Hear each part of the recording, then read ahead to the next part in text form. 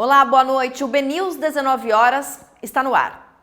Após o apagão que atingiu a capital e algumas cidades da Grande São Paulo, o governo federal passou a cobrar providências imediatas e alerta que a concessionária de energia pode até perder o contrato se não cumprir as regras. Pelo menos 2.200.000 pessoas ficaram sem energia elétrica na capital e na Grande São Paulo, após a passagem de um ciclone extratropical pelo estado, reacendendo o debate sobre a qualidade da prestação do serviço e a atuação da concessionária Enel. Na última quarta-feira, os ventos chegaram a 98 km por hora, derrubando mais de 300 árvores e provocando danos à rede elétrica. Mesmo dias depois do temporal, milhares de consumidores ainda enfrentavam a falta de energia nesta segunda. Diante da gravidade do apagão e da demora no restabelecimento do serviço, o Ministério de Minas e Energia afirmou que a Enel pode perder a concessão para operar em São Paulo caso não cumpra integralmente os índices de qualidade e as obrigações contratuais previstas. A pasta informou ainda que o presidente Lula determinou rigor absoluto na fiscalização da qualidade dos serviços de energia elétrica no país. A nota diz que o governo do Brasil não tolerará falhas reiteradas, interrupções prolongadas ou qualquer desrespeito à população, especialmente em um serviço essencial como o fornecimento de energia elétrica. Segundo o Ministério, o ministro de Minas e Energia, Alexandre Silveira, vem atuando desde 2023 para alertar a Agência Nacional de Energia Elétrica, a ANEEL, sobre os problemas recorrentes envolvendo a concessionária. Silveira também propôs uma reunião com o governador de São Paulo, Tarcísio de Freitas, e o prefeito da capital, Ricardo Nunes, para um alinhamento de responsabilidades em relação ao fornecimento de energia no estado. O novo apagão amplia a pressão sobre os órgãos reguladores e reacende a discussão sobre a capacidade das concessionárias de responder a eventos climáticos extremos. No centro do debate está o papel da ANEEL e os limites de uma eventual intervenção do poder público em um serviço concedido à iniciativa privada. Questionado sobre a possibilidade de intervenção do governo, o vice-presidente e ministro do Desenvolvimento, Indústria, Comércio e Serviços, Geraldo Alckmin, afirmou que espera uma atuação rigorosa da agência reguladora. Segundo ele, como a Enel não é uma empresa estatal, cabe à ANEEL cumprir o seu papel de fiscalização e controle. Para isso existe a ANEEL, que é a Agência Nacional de Energia Elétrica, que tem o dever. Quando nós tivemos uma reforma do Estado, o Estado deixou de ser executor de tudo, né? Ele não tem mais empresa estatal, ele passou a ter um papel regulador e fiscalizador. A ANEEL deve fiscalizar a Enel de maneira rigorosa e agir de maneira rigorosa. Esse é o papel da agência. Ela tem um papel regulador e fiscalizador. Parte dos moradores e comerciantes da capital paulista e da Grande São Paulo seguem sem energia. Uma atualização divulgada no início da tarde desta segunda-feira apontou que cerca de 55 mil clientes da Enel ainda aguardavam a normalização do serviço. Agora vamos falar sobre a assinatura do contrato do túnel Santos-Guarujá, que deve acontecer no dia 10 de fevereiro, com a presença do presidente da República, Luiz Inácio Lula da Silva, e do governador de São Paulo, Tarcísio de Freitas. O dia vai marcar também a instalação do canteiro simbólico de obras em Vicente de Carvalho, no Guarujá. Uma das maiores obras de infraestrutura do país, o túnel submerso que vai ligar as duas cidades que margeiam o Porto de Santos, teve as datas da assinatura adiadas para o começo de fevereiro para casar com a agenda do presidente e do governador. A informação foi de Anderson Pomini, presidente da autoridade portuária. O presidente estará por aqui, então ele está analisando junto com o ministro e a agenda também do governador. É importante que todos estejam presentes nesse ato que é histórico. Inicialmente, a assinatura do contrato estava marcada para o dia 8 de janeiro, mas a empresa solicitou prorrogação por questões burocráticas. A nova data deve coincidir com o aniversário do Porto de Santos, celebrado em 2 de fevereiro. A concessionária vencedora do leilão é a Mota Engel Latam Portugal. O túnel terá 1,5 km de extensão, sendo 870 metros imersos sob o canal de navegação do Porto de Santos. No mesmo dia da cerimônia, está prevista a entrega de 50 casas no Parque da Montanha, no Guarujá. As moradias vão atender famílias da Prainha que precisam deixar a área por causa das obras do túnel. O principal canteiro de obras será instalado na região da Prainha, em Vicente de Carvalho, próximo ao Linhão. No local será construída a chamada doca seca, onde os módulos de concreto do túnel serão fabricados antes de serem imersos no fundo do canal.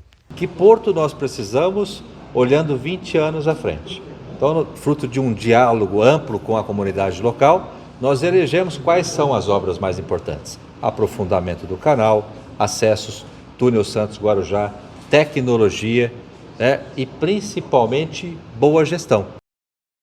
A Santos Brasil anunciou na última semana mais nova etapa de ampliação do Tecon Santos, o maior e principal terminal de contêineres da América do Sul, que fica no Porto de Santos. Com a mais recente obra, o terminal vai aumentar a capacidade para 3 milhões de TEUs até o final do ano que vem. O projeto de ampliação do Tecon Santos, operado pela Santos Brasil, teve seu planejamento iniciado em 2019. De acordo com a companhia, o investimento total para a ampliação do terminal supera os 3 bilhões de reais. Entre as obras já realizadas, inclui a expansão da área de cais e, mais recentemente, a ampliação do pátio, visando aumentar a capacidade do Tecon Santos. O projeto começou, essa fase de ampliação começou em 2019, quando teve ampliação, começou a ampliação do berço em 220 metros, que nós entregamos em 2021, fazendo com que a Santos Brasil atingisse 1.510 metros de cais na sua totalidade, 1.200 para container, 310 metros dedicados à operação de navio ro-ro. Em seguida, fomos para a ampliação do pátio, que ampliamos de 1,8 milhão de TEU para hoje 2,7 milhões de TEUs, e vamos atingir 3 milhões de TEUs com a derrubada desse prédio até o final de 26. Atualmente, o Tecon Santos tem capacidade para movimentar até 2,7 milhões de TEUs. Inicialmente, a marca de 3 milhões de TEUs estava planejada para ser alcançada somente em 2030, mas dado a necessidade e a demanda, o planejamento foi antecipado em 4 anos. Automaticamente, junto com a nossa alta gestão, a gente antecipou os investimentos para fazer esses 3 milhões de TEUs no final de 2026.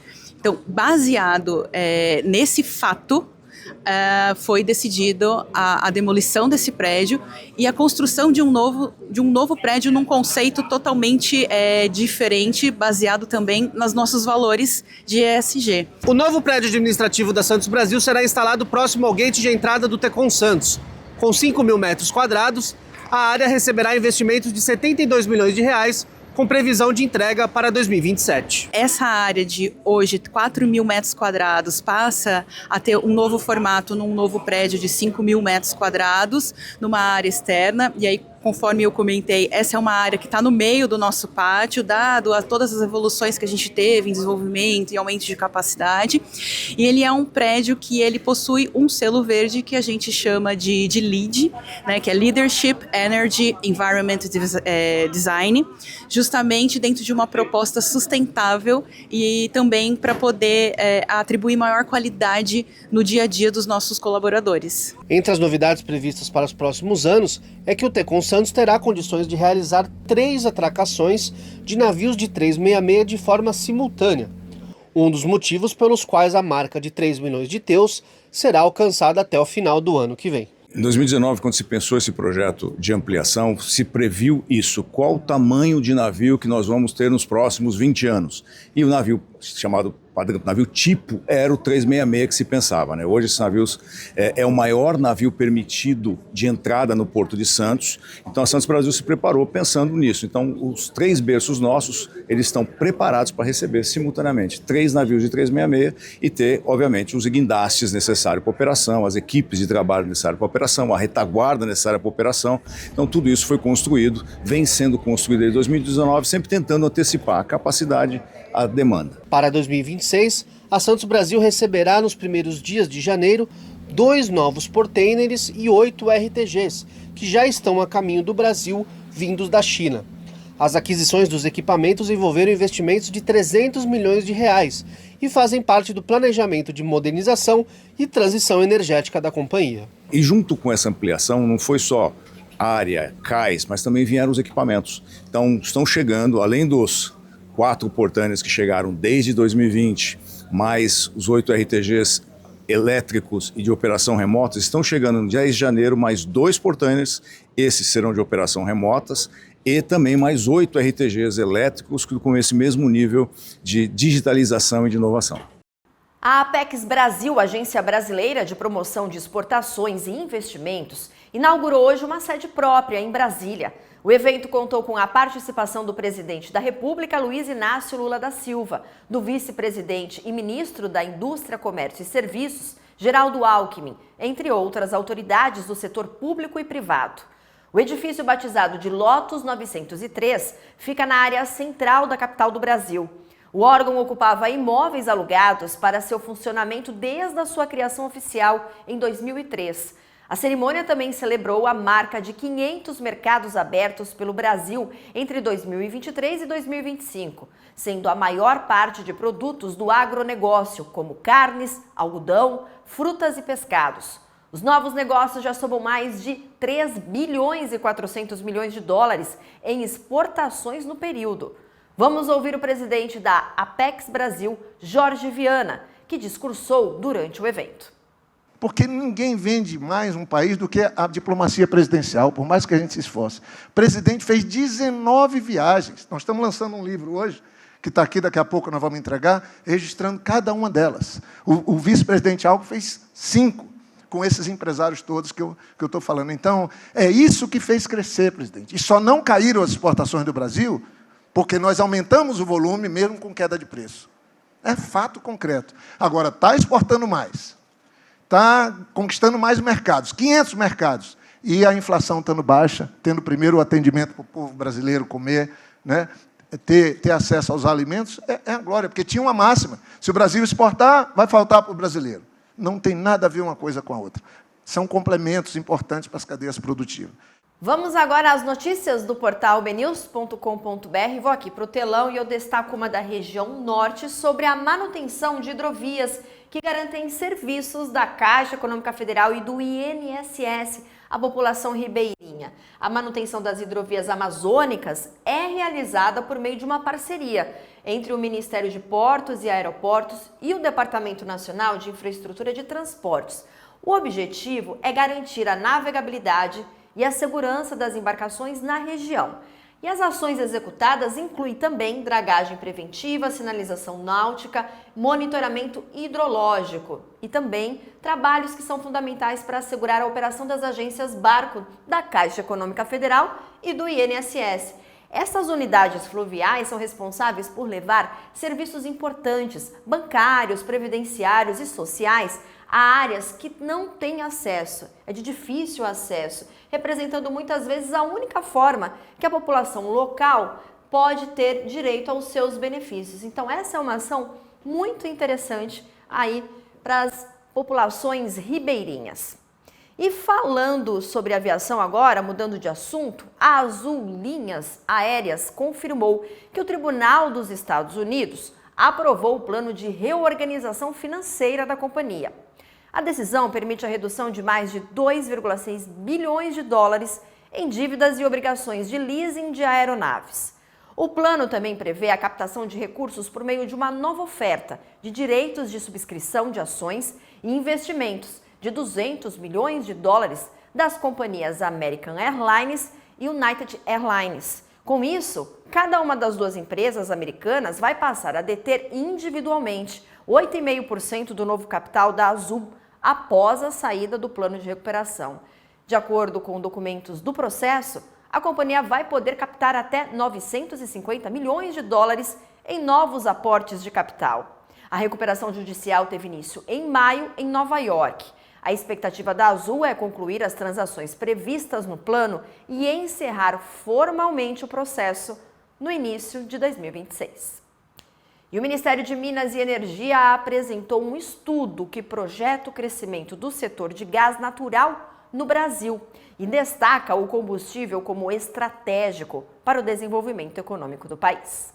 O gás natural está em plena expansão no Brasil. É o que garante o Caderno de Gás Natural do Plano Decenal de Expansão de Energia 2035, que apontou o crescimento expressivo da produção nacional, especialmente associada ao pré-sal e aos novos projetos com processamento offshore.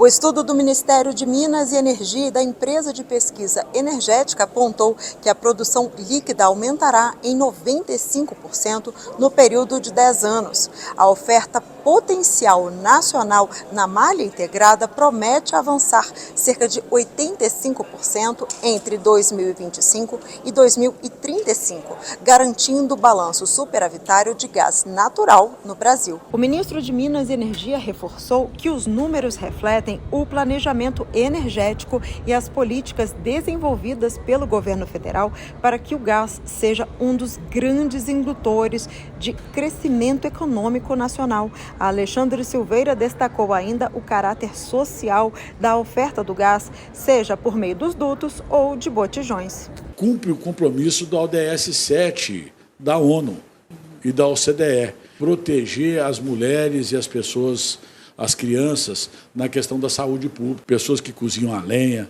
cozinham a álcool, causando acidentes e doenças respiratórias graves.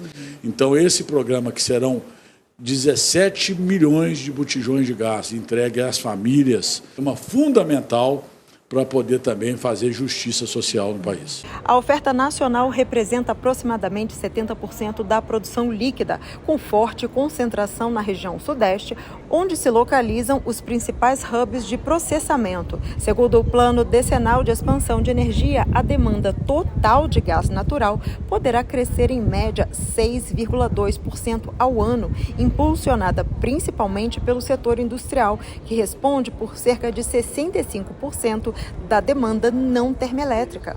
O caderno também apresenta estimativas de investimentos previstos e indicativos. Os projetos classificados como previstos somam cerca de 16 bilhões de reais. Os projetos indicativos estão em torno de 34 bilhões de reais e se alinham ao planejamento setorial de longo prazo. Os projetos estudados nos planos indicativos, que ainda dependem de definição dos agentes, acrescentam outros 135 bilhões de reais em potenciais investimentos. E o BNews 19 horas desta segunda-feira fica por aqui. Uma ótima noite para você. Voltamos a nos encontrar amanhã. Até lá!